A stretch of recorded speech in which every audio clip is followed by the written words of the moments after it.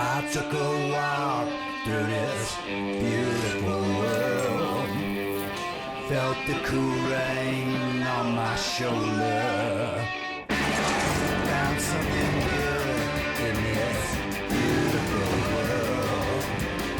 I felt the rain getting colder.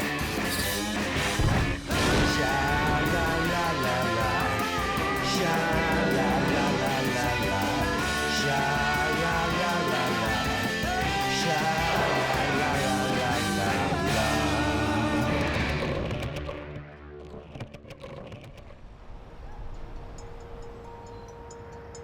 Pittsburgh is a city of neighborhoods, each with its own rites and rituals. A patchwork of cultures that took shape over a century ago. Back then, the city was a beacon of hope and possibility for people from all over the world, offering the promise of work, prosperity, a new life. Pittsburgh could have been another company town gone to beautiful ruin. But something happened. The city started to pop up on lists of the most livable places in America. It became attractive to a new wave of people from elsewhere looking to reinvent themselves and make a new world. And so we find ourselves asking the same questions we ask in other cities in transition. Are the new arrivals, new money, new ideas saving the city or cannibalizing it? Who will live in the Pittsburgh of the future? And will there be room for the people who stayed true, stuck with it their whole lives?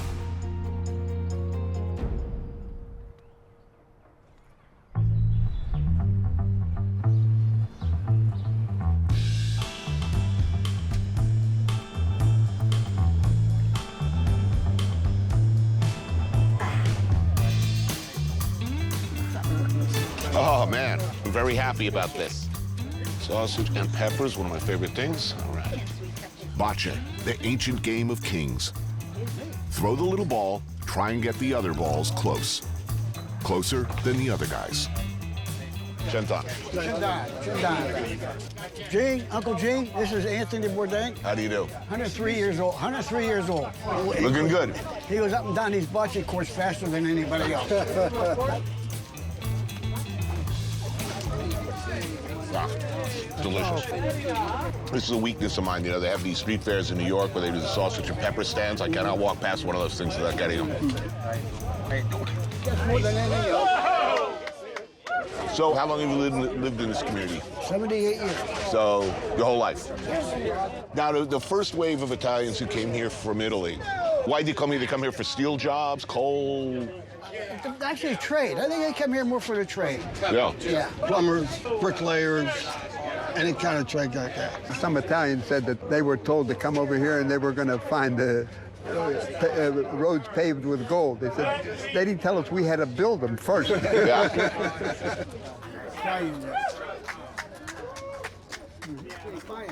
How's the neighborhood changed over the years? Still predominantly Italian-American, or? Yeah. It's not as much as it was, but it's still more Italian than anything else. Well, for 35 years or so, it was a tough time for Pittsburgh. Why'd people stay? Family. Familia. I tell people, when you come to Bloomfield, don't talk about anybody because we're all connected somehow. All right. On you, sir. Yeah. Okay, go ahead. Perfetto. Don't hit nothing. Go around. That's great. Oh! Lot of room for four. Hey. Uncle Eugene can take care of it.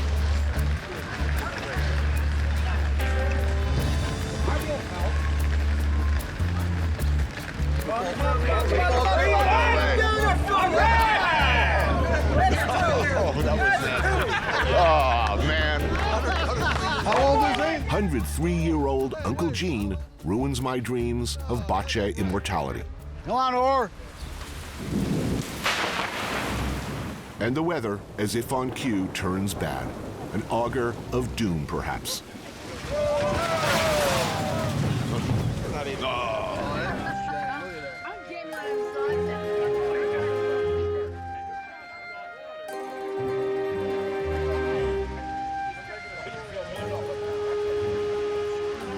That's a shame. And God himself appears to align himself against me, hurling all that beautiful zalzich and meatballs onto the cold, wet ground. That's still good. That's still good. Yeah.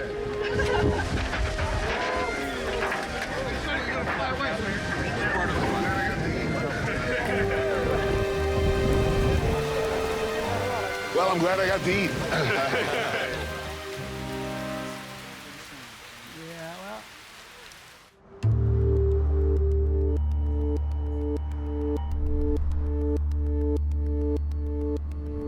Oh, Arlene said, as they passed the old Nabisco plant, cleaned up and advertising condominiums. Have you heard how much they're asking for a one-bedroom? How much? $1.2 million.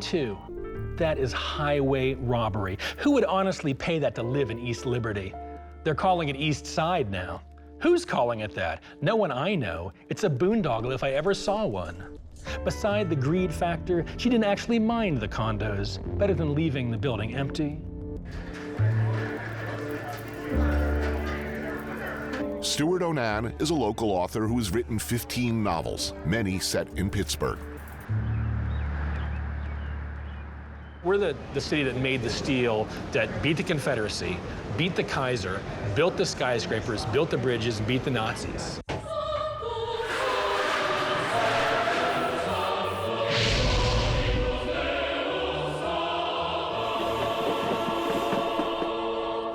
Who came in the very beginning, lured by jobs in steel and... Most of the people that came here, once the steel industry was in place, were people from Central Europe. They were blue collar, they worked long hours, they worked hard, dangerous jobs. They made the money to send their kids to schools to become white collar. At one point, I believe we were the 6th largest city in America. We're now 63rd. Now, wait a minute. 6th largest in America, now 63rd. 63rd. So, yeah. What happened? Well, the steel industry began to falter in the 1960s, and by the 1980s, it was essentially dead. In the 1980s, this place was a ghost town. We lost half of our population. They went away. Right. And half of your population means at least half, if not more, of your tax base. But, so what went right? What went right? What went right, weirdly enough, was what went wrong. We became attractive to people outside of Pittsburgh because it's super affordable. Bow down to your new masters, your techie future, the robot overlords of a shiny new Pittsburgh. The computer science program at Carnegie Mellon is one of the best in the country, inspiring an arms race between companies looking to recruit brainiacs for new fields of artificial intelligence, cutting-edge medical research, possibly cyborg super nerds who will no doubt revenge themselves on all of us for their painful high school experiences by crushing us between their synthetic mandibles. They are also good for business. Thank you. The Googlers who are coming in at the very top of the food chain. And they're walking into brand new housing. They're making 6 figures. They're 23 years old. Right. And you know, I think the old school, the people that have been here forever, are not happy about that. I mean, you know, it's going to be all pencil necks like in 20 years. Bad breeding stock. It's the problem of inclusion and exclusion, right? It's the American problem, right? It's what Fitzgerald writes about in Gatsby. Who is included, who's excluded, who's allowed in, who isn't. Right. And that's the worry, that we're going to forget the people that have lived through it and have stayed here and had no choice but to stay here. Pittsburgh's Deutschtown is home to one of the oldest German clubs in the U.S. Immigrants founded it in 1854 to preserve a link to their motherland. Today, a new generation is leaving their mark on the city.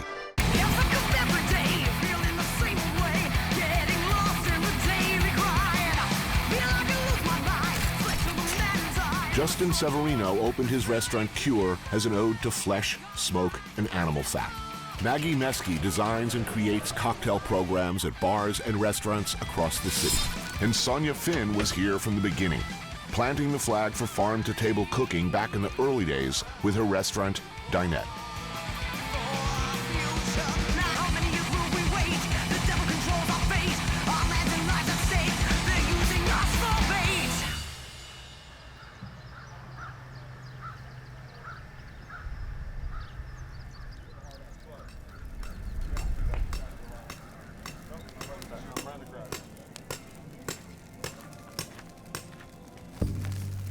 The countryside around Pittsburgh is beautiful, another world. I join a group of foodie all-stars about 20 miles outside of town for a meal. Are there typical, iconic Pittsburgher qualities? So you probably worked here and brag about working here. You complain about millennials. You complain about the people on the street harassing you. You don't like anything new. Right. At all. You're describing me. The menu is looking good, right in my happy zone. Racks of pork rib, grilled hearts of escarole and turnips, a sauce made from the pork drippings, and 4 types of sausage. They're not now. Look at this. Whoa. This is amazing. That's Titanic. I don't want to speak about Pittsburgh in a dismissive way, but it was not known for being what it is today. People are talking a lot about the food scene here. It was not always so. So what were people eating before? Steak and potatoes. Living in San Francisco, as a young person in your 20s, you were going out to eat. That was really important, and we all knew about the restaurants, whether you were in the restaurant business or not. Right. And that was in Pittsburgh. And when I opened Dinette in 2008, I'm expecting people like me to be coming in. I'm 29. That's who I'm building this restaurant for, and everyone was 56. my parents' age or older.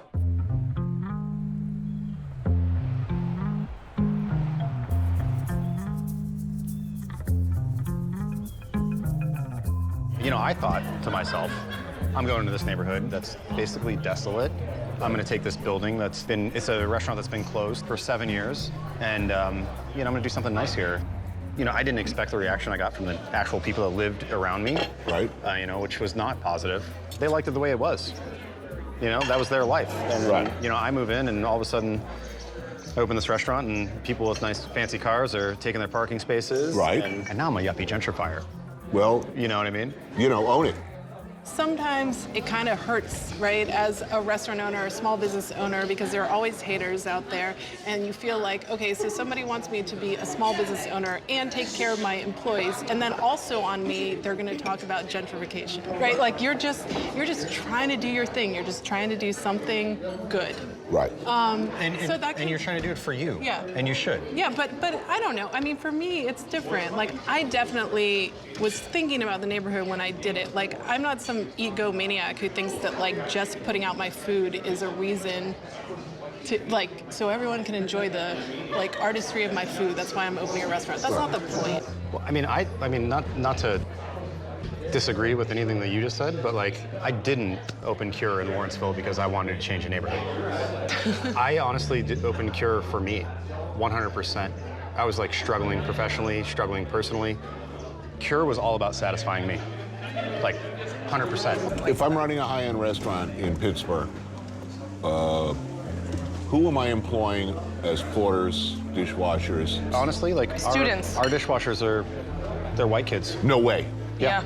Pittsburgh, Pennsylvania is a big, bright, shining star of an example of what blue-collar America, I think, was 100 years ago. When we're looking at like who's applying, we also need to look at neighborhoods. The topography of Pittsburgh is such that like neighborhoods are separated by bridges and ravines. Yeah, and rivers this sort and of all this thing other stuff, means yeah. that like people stay within their neighborhood.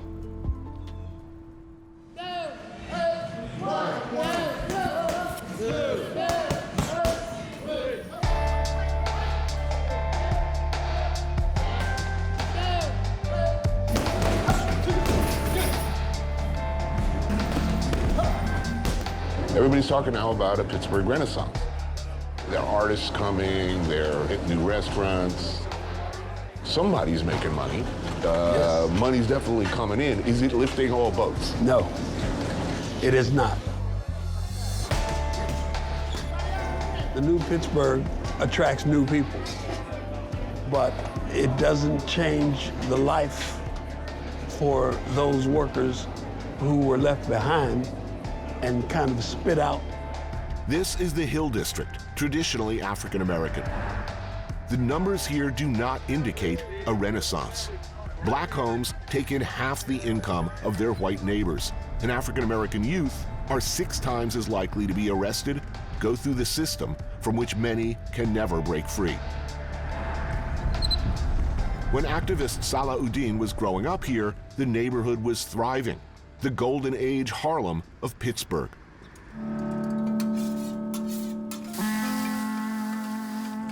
They used to call this city hell with the lid off. The mills ran 24 hours a day. I grew up at a time when most adult men in the neighborhood, in the morning, I saw them getting up and going to work. My dad, for example, dropped out of school, but was still able to find work that paid enough to raise a family. My mother had 12 children. And your dad was able to raise 12 kids? That's right. Oh, nice. Wow. That was a very different America. That was a very different America.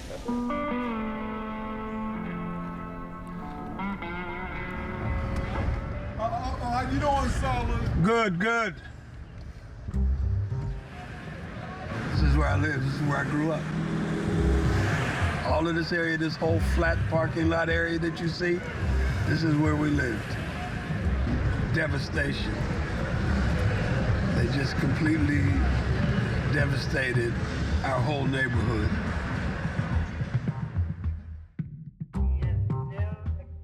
In the 1950s, the city came up with a plan to revitalize the Hill District by leveling large swaths of it. 8,000 residents, including Salah, were displaced. And instead of new housing, the land was used to build a hockey arena.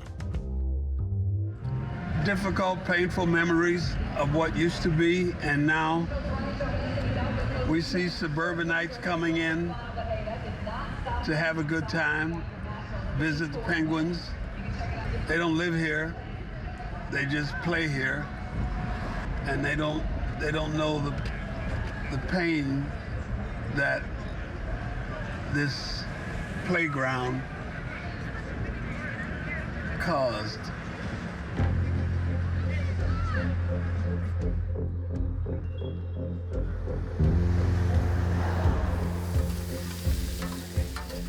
What's the missing component here? What's missing is an economic plan that includes everybody, not just the techies and the computer geeks, but regular people.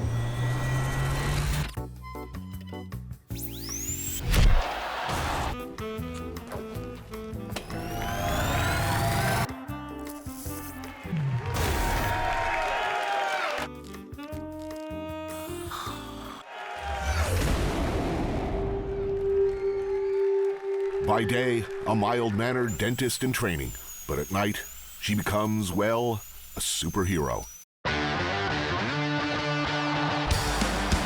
Brittany Baker is a star of the International Wrestling Cartel. Tonight, she defends her title in a battle of the Wrestling Titans. Boyfriend Adam Cole hopes to win a championship of his own. Why do you think it's big here? In Pittsburgh? Yeah, what is it about Pittsburgh that... Pittsburgh is a big sports city in general. We have the Penguins, the Pirates, the Steelers. They're so proud of their sports teams. They are. They're also very proud of their wrestling organization. Everyone's independent. No one's like contracted. You work where you want to work and how you want to work. The big town, small city vibe. So the fact that it's not WWE is a point of pride. Yep. To me, wrestling fans are the most passionate fans of any form of sport or entertainment. I will confess to you, that I took a dim view of professional wrestling. Like I thought, okay, yeah, it's not real. It's like these outrageous characters. I don't get it at all. And my daughter started to get really into it with her best friend. So I got tickets to WWE in New York, and I go in. I'm like, I want to wear a bag on my head because I'm like really embarrassed to go to this thing. This is going to be totally lame. Well, 5 minutes into this thing, I think this is like the greatest show on earth.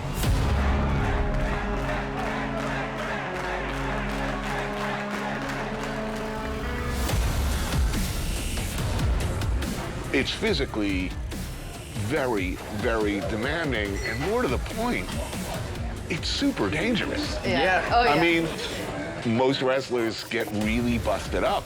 Some of these pile drivers, neck cranks, body slams. I mean, correct me if I'm wrong. You can get that wrong. It's bad. Everything can be gone in a second. Wrestling is inches in many scenarios. Like you said, with like a pile driver, if you're off even by a little bit, that could be a broken neck. A lot of trust. Yeah. Right before he's about to go out and wrestle, I always grab him, maybe like give him a kiss, and be like, be safe. Be safe. Every aspiring wrestler, since the great local hero Bruno Sammartino, needs nourishment. In this case, kielbasa, sauerkraut, some pierogies, and a side of molten mac and cheese. Oh, I should ask. Are you the heavy? What, is it the heavy or the what's the bad guy called? The heel. The heel. The heel. Are either of you the heel or are you the? She's a big baby I'm a face. mega baby face. heel. Yes. So baby face is who everybody wants to win. Yes. You're a heel? I am. So what qualities is one looking for in a heel? It's just being someone that an audience member either doesn't want to be or wants to see get their ass kicked. So overconfident. Yep. Narcissistic. Yep. Sneaky. It's good. Yeah, exactly. You might be good. You got it. You could be a great heel tomorrow. Yeah. Comes naturally.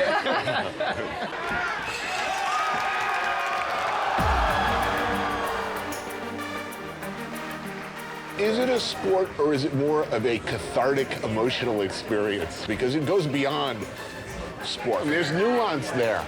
There are tortured souls who are struggling with the good and evil in themselves. Wrestling is live theater, it's sport, it's a rock concert, it's all this stuff wrapped into one. I think when people realize that pro wrestling has more in common with Game of Thrones than it does UFC, they accept it more and they appreciate it for what it is.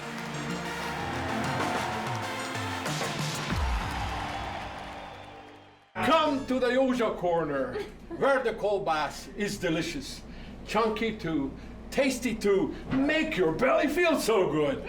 Everybody, come to the Yoja corner. Come to Alexander Yoza Bodner fled Hungary during the Soviet Union's crushing suppression of their revolution in 1956. At Yoza Corner, he runs what's not really a restaurant in the classic sense, but a house party with food.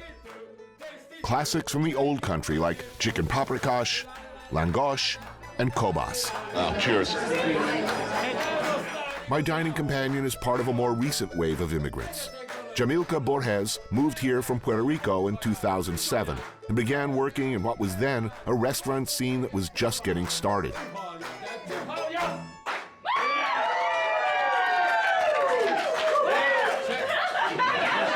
You spent your whole life in Puerto Rico before you came I did. I moved here, when I was 21, and I don't know, Pittsburgh is like really unique, like in the sense that everybody knows each other. It's such a small town that like you know everyone, and it was really easy to make friends, and that made it easier. What about culturally? How different? Oh, cucumber salad? Cucumber salad. Beautiful. It's very much like a really white town. Like, we go to every single restaurant, and like, it's white males. People not even understanding like the relationship that we had as a country with Puerto Rico. Like, no, I don't need a green card to work here, right? 10 years later, she was running Spoon and getting national attention for her Latin-influenced take on new American food. Why did you decide to stay? It's like I wanted to cook, which I had no clue what that meant. And I needed to prove something, like for me, for my family, for like, I don't know. Spite. Yeah, it's spite. It was It was spite. like, Look, no. that's a powerful It motive. was like a kind of like my family had no clue what I was going into. I still remember like my grandmother being like, you're gonna be what? Like Puerto Rico, like my grandma's vision was like, oh, you either cook for your husband or family, or you're like professional help. Certainly, when I started in the business anyway, it was pretty much a boys' club in the kitchen. What was it like here when you started? Was it different here? No, it was, and I think to a certain degree, still is. Like this mushroom guy who comes every year, he knows who I am, and I'm like the only person like with a clipboard in white, and he's still like, can I talk to the chef? That's me. I'm on the side of. Let me smack you and write chef backwards on your forehead.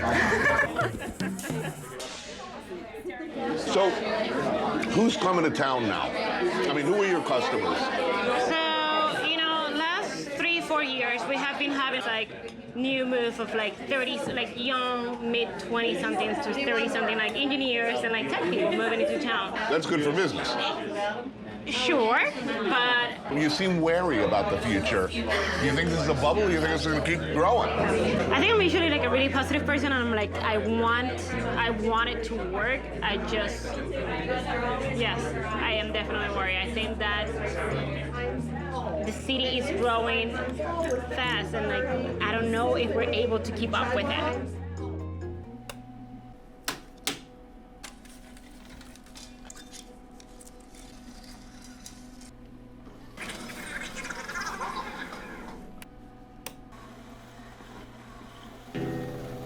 This is not my town anymore. When I was young and growing up, we're shooting craps and chased by the cops. Now I'm sitting around with a bunch of people talking about hops. This is not my town anymore. The town of Braddock is where Andrew Carnegie built his first steel mill in the 1870s. By the turn of the century, he bought another one up the river, the Carey Furnaces. These smoke and fire-belching behemoths were the heart of a steel-producing industry that spread throughout the Monongahela River Valley, generating wealth and power to the few and a decent living to many. When tomorrow comes, you'll have a better so-called today. So your thinking of the day will decide your destiny and your future. And if you don't succeed, it's your own fault because you didn't take control of what you think. Because what you think is going to decide what you do, and what you do is going to decide what you get. That's all for today, fellas. Let's go to work. For the last 40 years, Tony Buba has been making documentaries about the fate of the working class in Braddock. He grew up here during the town's heyday, the 40s and 50s, before leaving to go to film school. Why'd you come back? Why'd I come back? I was going from like 68 to about 75. Then I came home and I saw everything's decaying even more. And the people I hung out with, like this Sal, Carilla, and other guys, they were these really characters. She gonna push the button on me. No one's gonna push the button on me. Nobody. Nobody. The only guy who can do that is that guy up there, JC. JC, my man. He's working. A lot of World War II people that were starting to die off. And I was really like, this is going to disappear. And the industry's going away. So I didn't know what else to make films about, so I just started documenting. And I just wanted to capture it and get some of these characters on film and make them mythical. But you stayed in Braddock because Braddock was your subject. It was my subject, and I thought, okay, what if I move? If I move to Los Angeles, maybe I'd get a job in industry, but what if I got stuck working on a Love Boat my whole life? You know? Well, yeah, that would be the nightmare scenario. I mean, yeah, exactly. In the mid-20th century, the population of Braddock was 20,000. Today, it's down to 2,000, more than 40% of whom live below the poverty line. No, this is where I went to junior high school. Closed? Yeah, closed.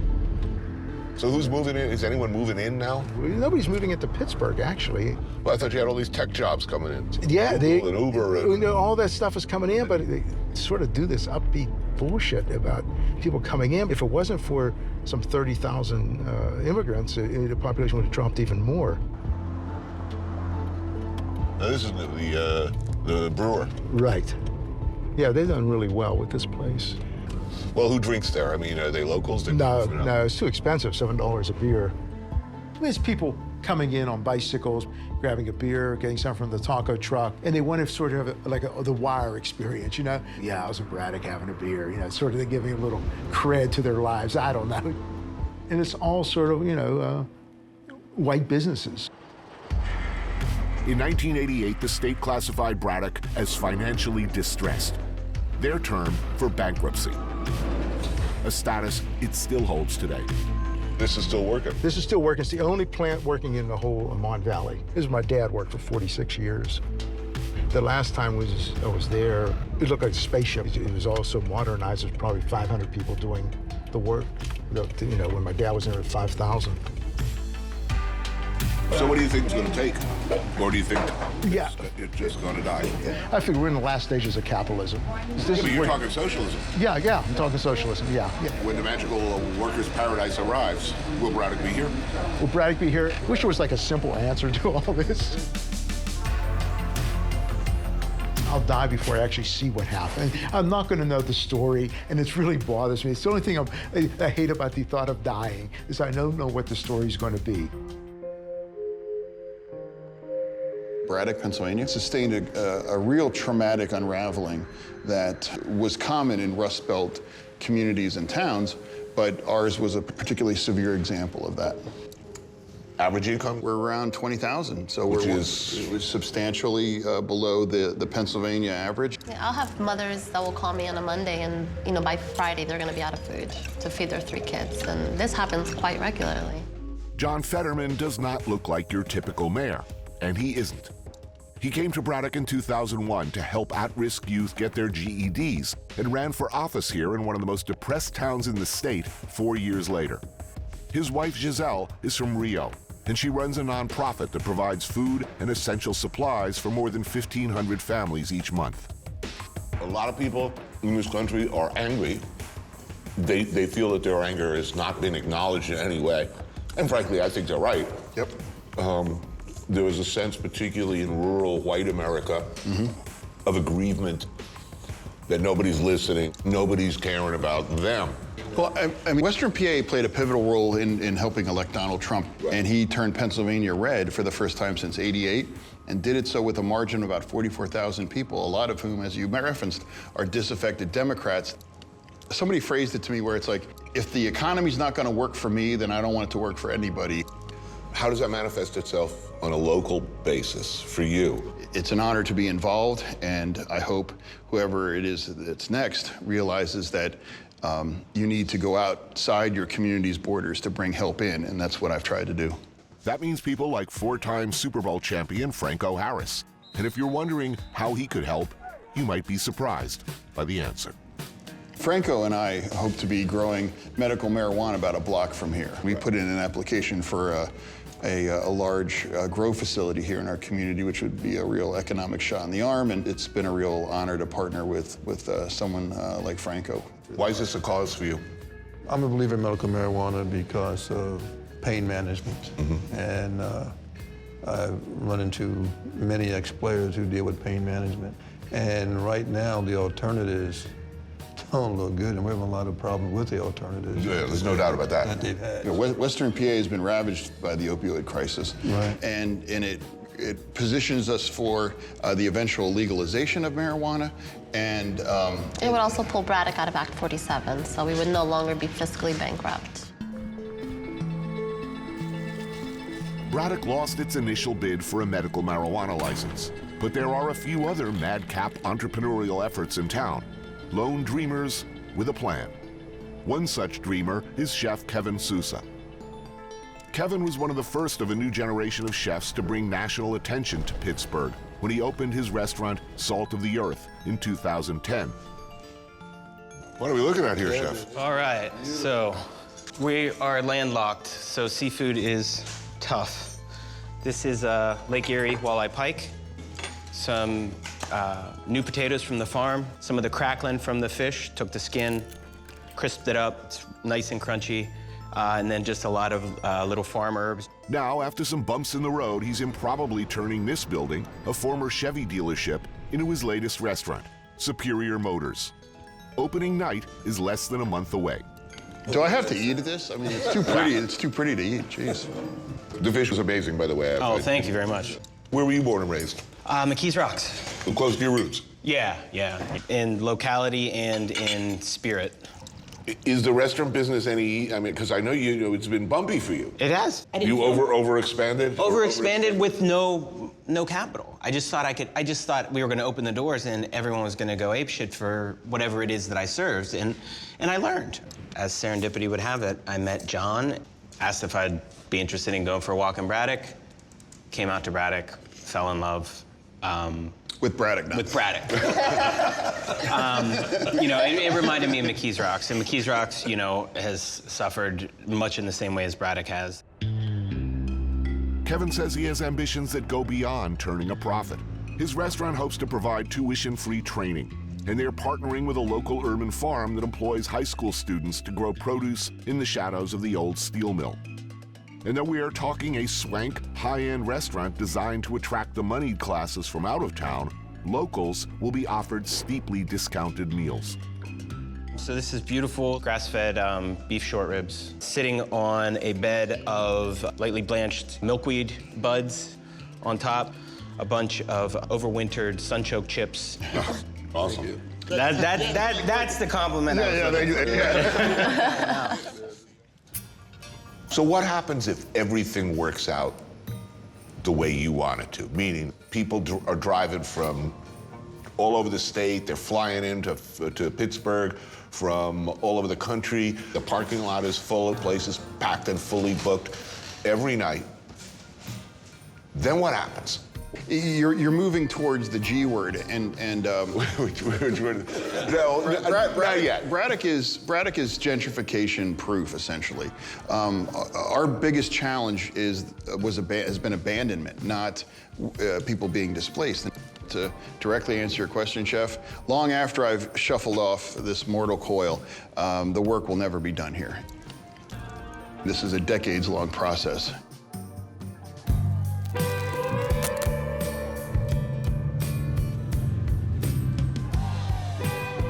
If you head east 30 miles from Pittsburgh, you'll find yourself here in New Alexandria. It's a whole other world. No tech incubators here or fears of gentrification. Just good heartland fun on a Friday night. Family, fried dough, and demolition. Brooke Davis grew up a few towns over from here. Tonight, she's driving in the modified class, which means these cars ain't exactly street legal. The winner gets $900.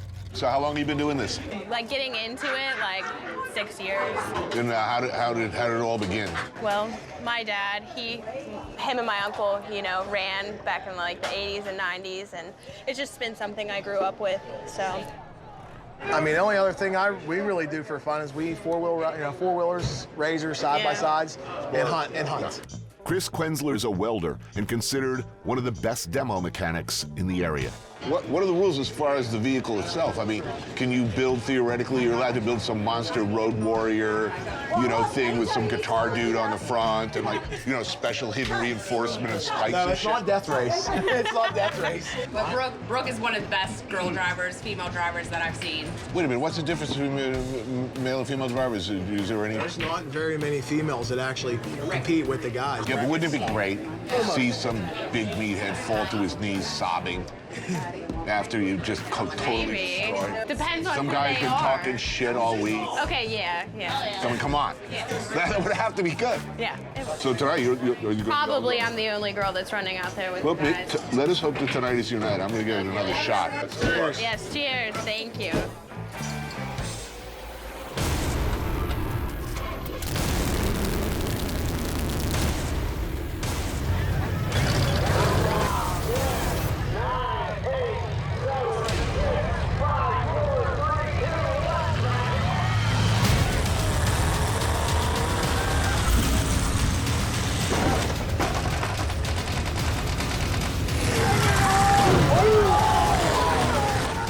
Point of the game is Be the last car running. right. Now, what's the sweet spot? Where do you want to hit a Wheels car? and tires. Yeah. Wheels and tires. Yeah. I like to look for the weakest car, get them out of the way first.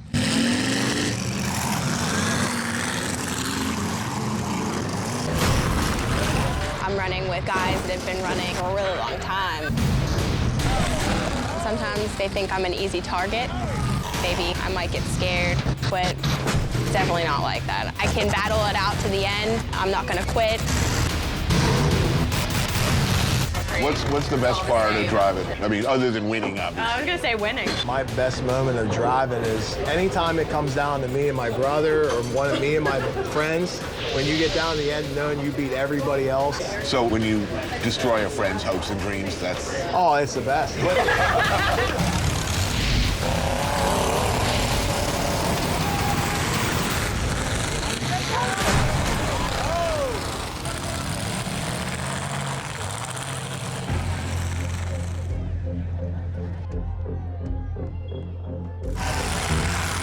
By the end, most cars are worse for wear. Brooke comes in third place, so she doesn't walk away empty-handed. So present her a $50 bill. We start off back